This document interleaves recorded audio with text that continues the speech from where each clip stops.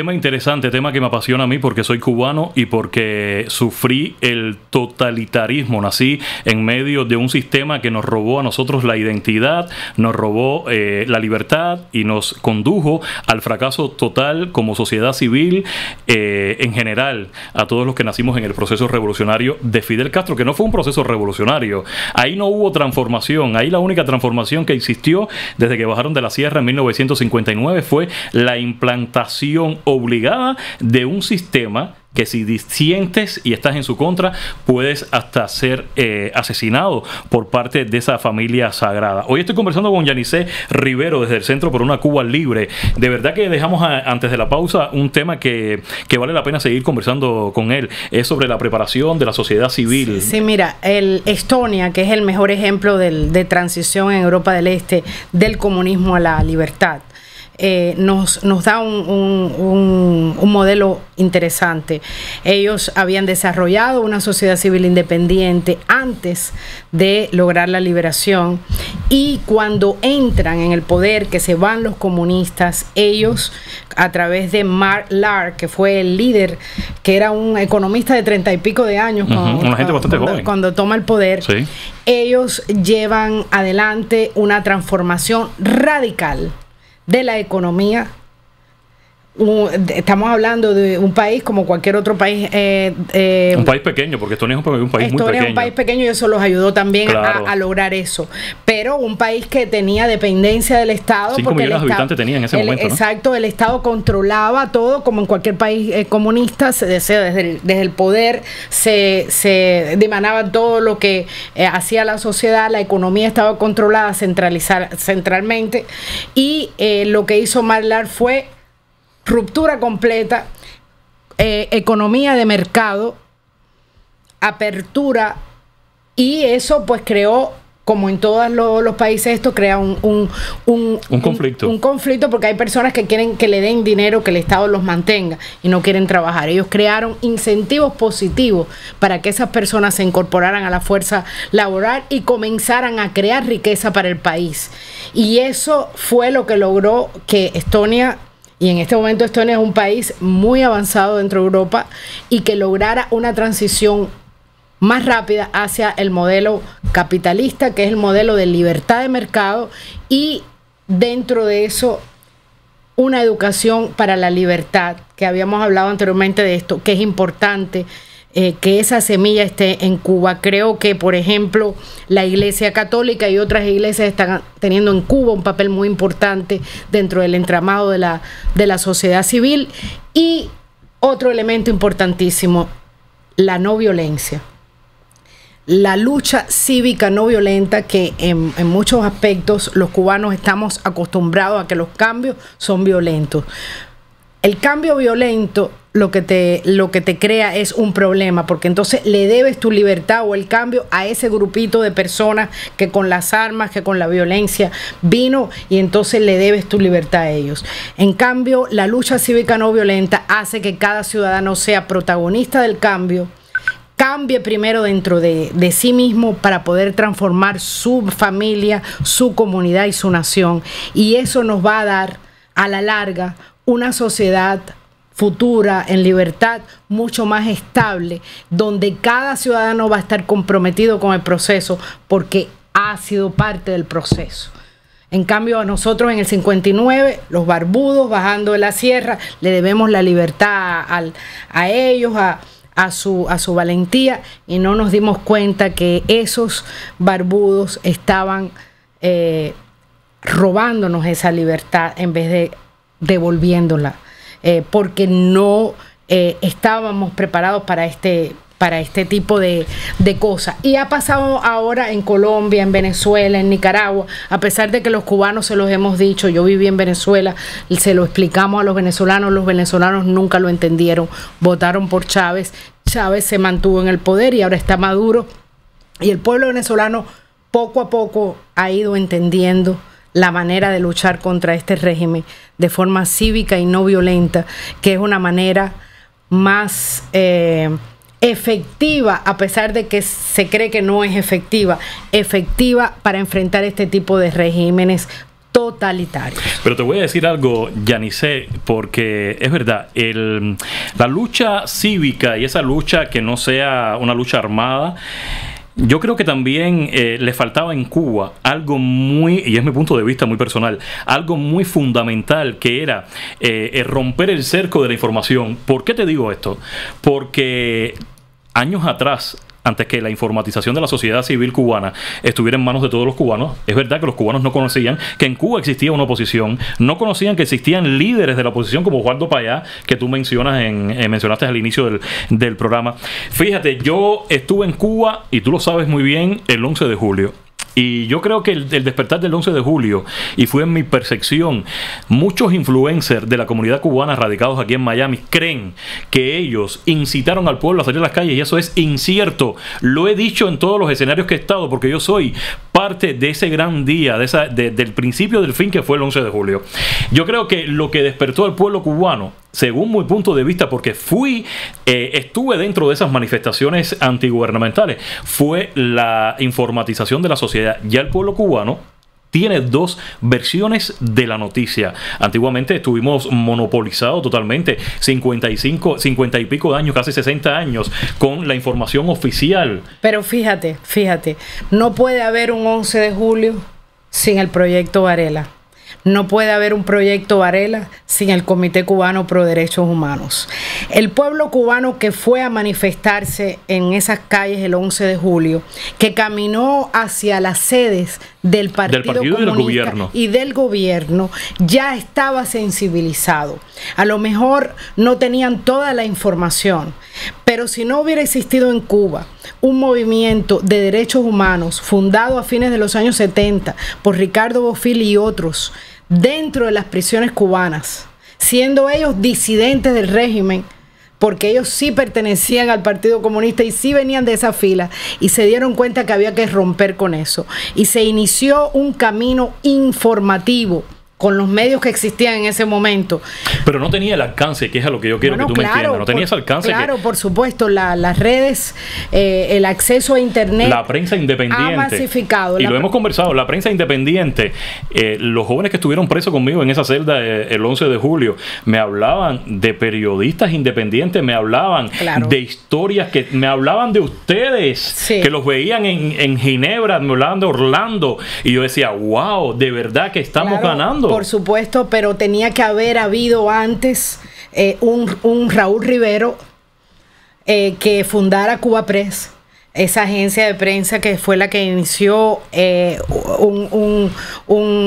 otros periodistas independientes importantes que cambiaron el rostro de la oposición, pero todo surge, la raíz, la semilla principal es el movimiento de derechos humanos. El Comité Cubano Pro Derechos Humanos, movimiento de derechos humanos, después se convierte en un movimiento de derechos políticos, de derechos civiles, de derechos sociales, de libre prensa, etcétera, etcétera. Yo creo que no existe una resistencia como la resistencia cubana, porque sin recursos, todo lo que ustedes han logrado de años, ese trabajo de años, estamos hablando de los años 70, ¿no? Cuando se fundan las comisiones de derechos humanos en Cuba. Bueno, el Comité Cubano Pro Derechos Humanos en Cuba se funda a fines de los años 70, pero es una década más tarde que se hace fuerte cuando se logra que una delegación de la ONU llegue a Cuba y se presenta un informe de 800 páginas de los horrores que se habían cometido desde el inicio del régimen, y se logra que las víctimas, algunas de las víctimas de esos horrores, pudieran testificar en un hotel ahí en La Habana donde se reunía esta comisión. ¿Y cómo se logra, poder burlar el cerco de la seguridad del Estado? Bueno, el Comité Cubano Pro Derechos Humanos, mis respetos para ello, créeme, lo hizo en condiciones de mucha represión, teniendo en cuenta que en Cuba ya en el año 80 había habido muestras de que la gente no quería seguir con el régimen. Ocurrió lo del Mariel.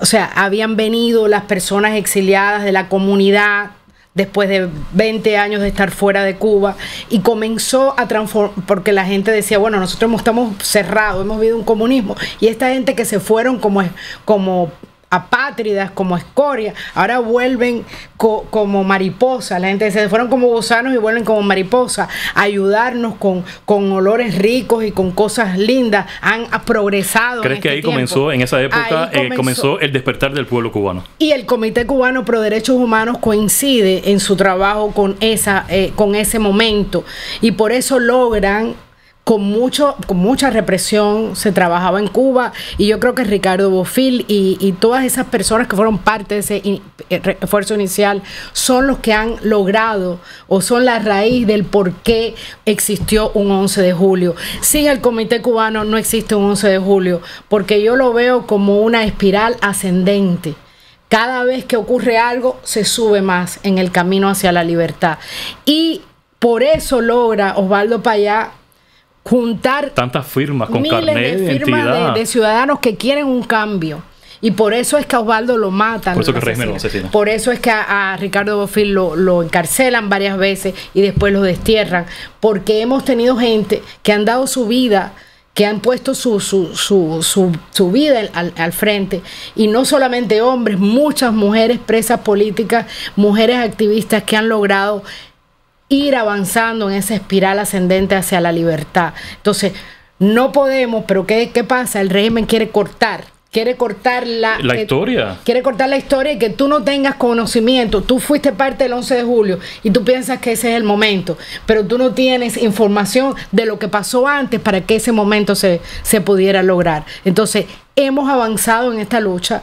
Se ha ido construyendo un movimiento y sobre todo una conciencia de libertad en el pueblo cubano, que yo creo que ya es innegable, que la mayor parte, el porcentaje del pueblo cubano, más del 90% del pueblo cubano, yo podría decir hoy en día que no apoya ese régimen. No, mira, hay un código penal terrorífico que por protestar en áreas públicas pueden encarcelarte. Sin embargo, no hay protestas como la del 11 de julio, pero han habido protestas y siguen habiendo protestas. Recientemente anoche hubo una protesta en la capital por el tema de los apagones.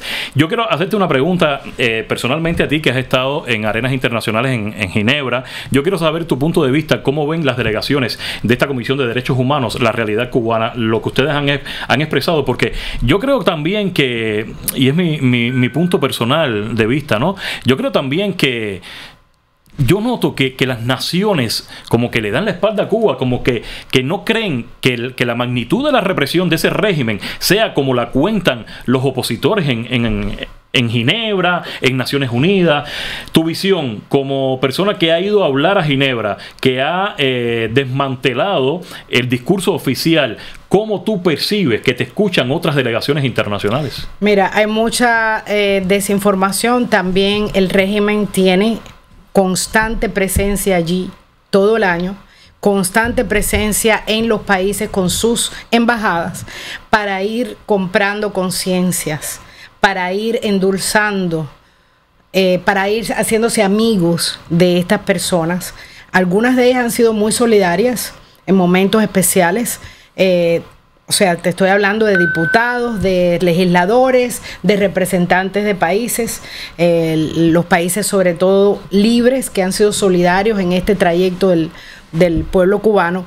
Pero nosotros no solamente vamos ahí para buscar solidaridad. Hay una cosa importante en esto: vamos a documentar, porque en el futuro se van a abrir esos archivos. Y si nosotros nos quedamos callados, nadie se entera de esto.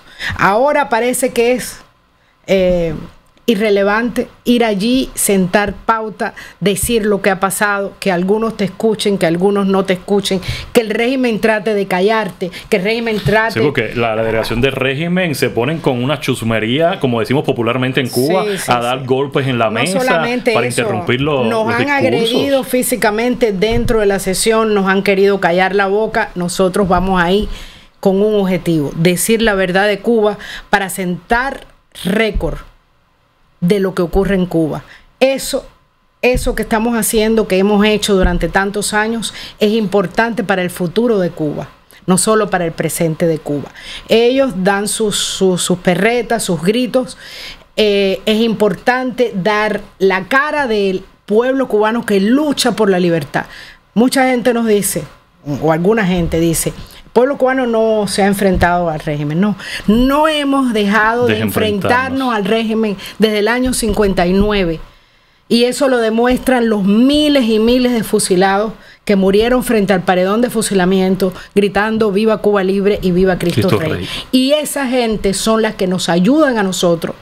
Ese ejemplo, esa memoria que ha permanecido gracias a que el exilio nunca ha dejado de guardar esa memoria ni de hablar sobre la historia actual, contemporánea, es la que nos va a ayudar en el futuro de Cuba a ser una nación de progreso, de bienestar y sobre todo una nación con una conciencia de lo que vale la libertad en cualquier proceso y a nivel individual y a nivel nacional.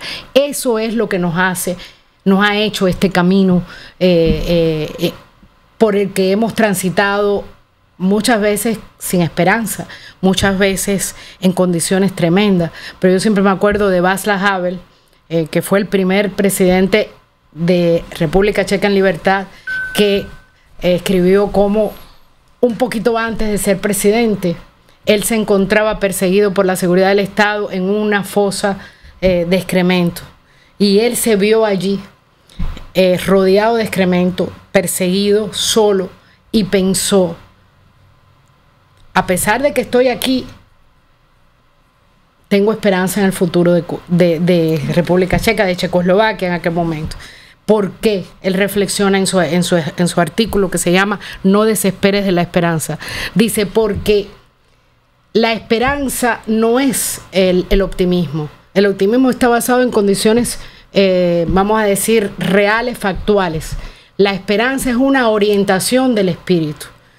Y la esperanza es la que ha guiado desde el primer momento hasta el día de hoy al pueblo cubano a seguir caminando hacia la libertad. La libertad es que cada día está más cerca, yo la veo de esa manera, también comparto ese punto de vista contigo. Fíjate que la comunidad de exiliados aquí en los Estados Unidos de Norteamérica, principalmente en Miami, apostó muchísimo por el presidente actual, Donald Trump. Vemos una jugada tremenda que está haciendo Donald Trump en aguas del Caribe, donde está combatiendo al cártel de los soles. Ya el gobierno norteamericano acusó directamente a Nicolás Maduro como el jefe del cártel. Se le aumentó la recompensa, se subió a $50 millones por la captura de este dictador.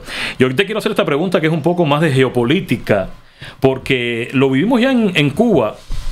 Cuando cae el campo el campo soviético, la antigua Unión Soviética, Cuba se reinventó de tal manera. Muchos cubanos pensaron que iba a ser el final ya del régimen, pero apareció un Chávez.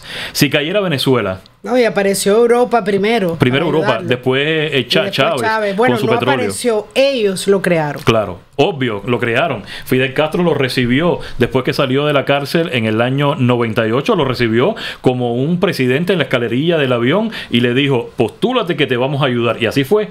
Tienen casi 25, 26 años en el poder. Bueno, ellos llevaban ya tratando de entrar en Venezuela desde el año 60. Sí, con las guerrillas que formó Fidel Castro. Ellos han instruido dentro del territorio nacional cubano a muchos de estos. El mismo Petro, que hoy es el presidente de Colombia, era un guerrillero. Toda esta gente fueron entrenados y educados en Cuba. Nicolás Maduro estudió en la escuela del partido Ñico López, Nicolás por ejemplo. Maduro es parte de eso. Lo fue Chávez y lo han sido todos estos líderes de la izquierda latinoamericana. Cuba es el centro motor de todas estas campañas. El López Obrador fue apoyado. La exportación del comunismo en la región totalmente es Cuba. Primero a través de subversión y de guerrillas, y luego a través de las urnas, que es lo que muchos países latinoamericanos no han entendido. Yo pienso que es importante apoyar las sanciones al régimen castrista, las sanciones directas a los militares, que creo que en la administración previa de Donald Trump se comenzó a utilizar lo que se llama el Magnitsky Act, que es congelarle los fondos que tengan estos militares y estas personas cercanas o implicadas en el régimen, y impedirle la entrada, por ejemplo, a territorio norteamericano, irle cercando las fuentes de financiamiento. Europa todavía con todo sigue manteniendo a esa dictadura castrista en Cuba.